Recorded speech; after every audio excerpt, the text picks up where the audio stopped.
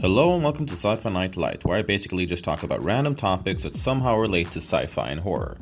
So, there are certain things that go together extremely well. Sci-fi and horror, Science couldn't explain it. peanut butter and jelly, Brad Dourif and anything, but a combination that's not very common is horror and musicals. Sure, there are a couple out there, like Little Shop of Horrors,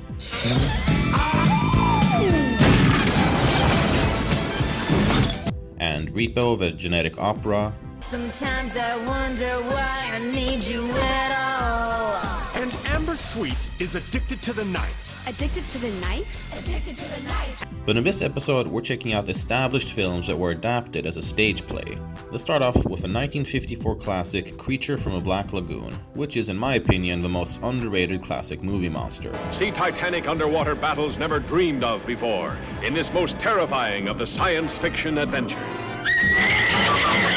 It's a film that spawned two sequels, and in the year 2009, the film was adapted to a stage play at Universal Studios, who owned the rights to the film.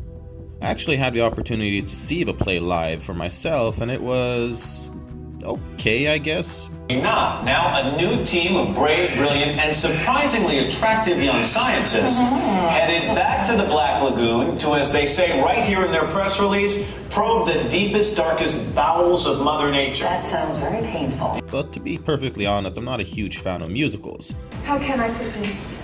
I would rather drink a glass of leeches, dip myself in a vat of Ebola virus, then feed myself to a school of ravenous piranha. However, I did like the set design, which was pretty cool. It seemed I wasn't the only one who thought the musical was only okay though, because less than a year after opening, the attraction closed down.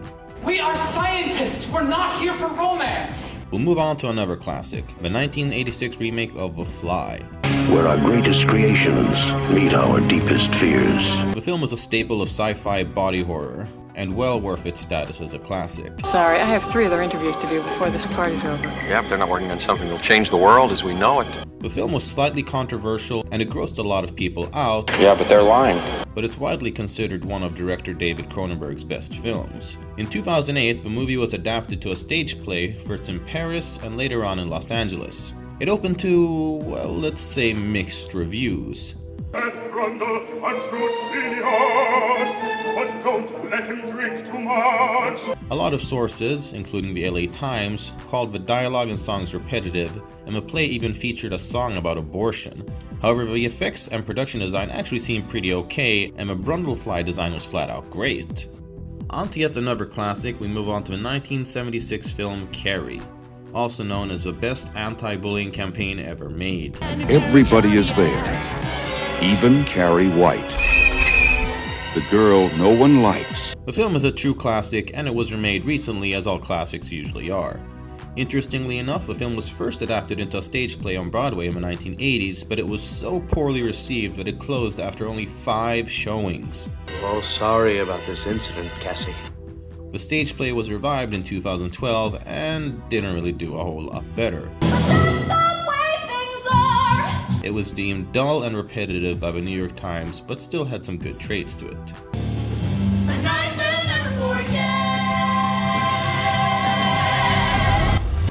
Bram Stoker's Dracula from 1996, directed by Francis Ford Coppola, is in my opinion kind of overrated and features some pretty bad acting.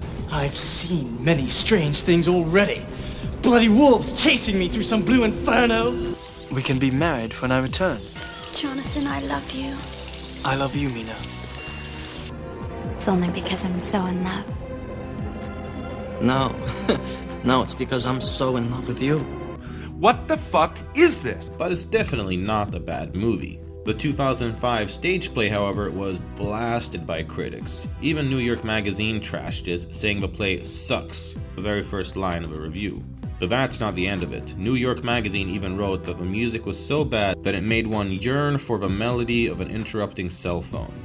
As far as reviews of musicals go, it doesn't get much worse than that.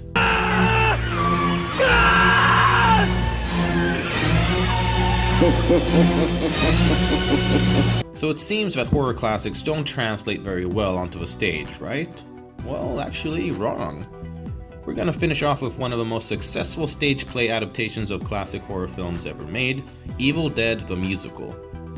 Sam Raimi's 1981 film The Evil Dead will always go down in history as one of the films that scared the crap out of me as a child.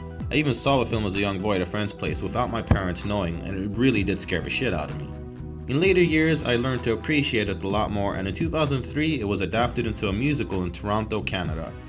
And it's actually still playing. This horror musical has actually been getting really successful reviews. What the fuck was that? Your sister has turned into a zombie. What the fuck was that? Your girlfriend was a demon too. But why has Evil Dead done so well while other more established classics like Dracula and Carrie failed? Somebody stop this horrible dance! I can't take another bad Henry Winkler impersonation! Well, the main difference between the films is the low-budget quality and dark humor of The Evil Dead.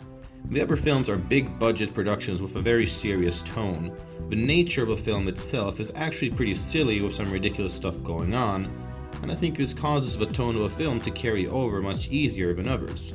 Dude, I told you so! Fuck! The movie didn't take itself all too seriously, and neither did the play. It's more like they complemented each other as opposed to the play feeling like a cheap knockoff. Also, the film itself takes place in just one cabin, so the lack of location changes makes it easier to put it onto the stage. Maybe the key to successfully adapting a horror film is to choose source material that doesn't take itself too seriously or with a more scaled down feeling. So that about does it for this episode of Sci-Fi Night LIGHT, and if you don't mind, I'm off to write a musical version of Faust's Love of a Damned. We'll catch you guys next time. What do you think, brother? Too much blood or not enough?